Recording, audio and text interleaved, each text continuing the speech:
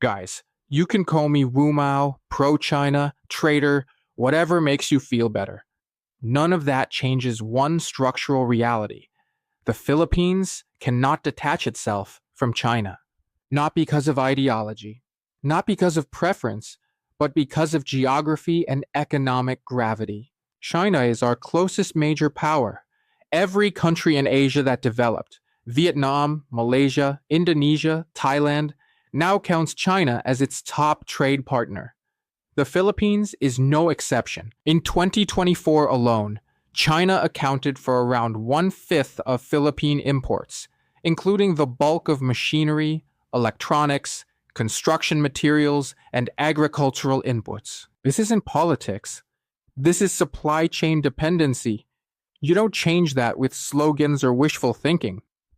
On top of that, China is now the largest bilateral lender and builder of infrastructure in Southeast Asia. Belt and Road financing already dominates major transport, energy, and logistics corridors across ASEAN. You can disagree with that trend, but disagreement doesn't delete it.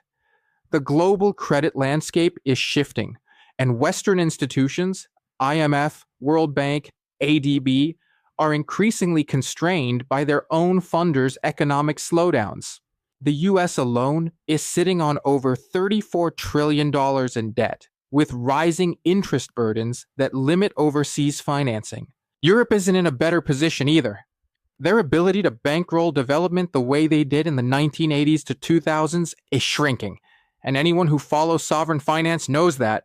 Meanwhile, China holds over $3 trillion in foreign reserves and continues to expand its lending footprint across Africa, Latin America, and Asia.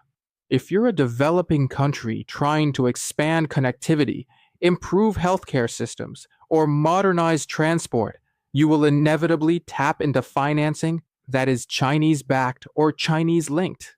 That's just how the global financial architecture is realigning. And this is where the Philippines enters the picture.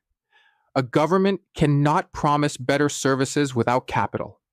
Capital increasingly comes from Asian institutions, AIIB, Silk Road Fund, BRI mechanisms, all of which are either led by or strongly influenced by China. You cannot access those without stable diplomatic relations. You cannot build national infrastructure, ports, airports, railways, digital grids, or renewable energy facilities if you alienate the region's principal financier. So yes, having a strong relationship with China is inevitable. You don't have to like it. You don't have to agree with it.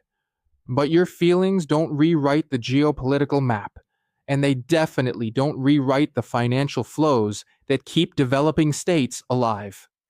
And honestly, I want the fake left of the Makabayan bloc, liberals, and the so-called Kakampings here to keep being loudly anti-China, because their refusal to see the regional shift only isolates them further from reality.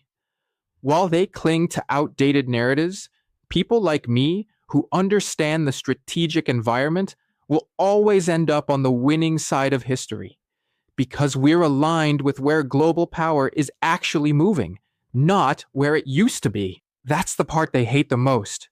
The fact that their opinion doesn't stop the world from changing. The Philippines' future is tied to Asia, and Asia's center of gravity is Beijing. That's the hard fact. Whether they can accept it or not is their problem, not China's, and definitely not mine. Follow me on TikTok and my other social media pages if you like these kinds of stories.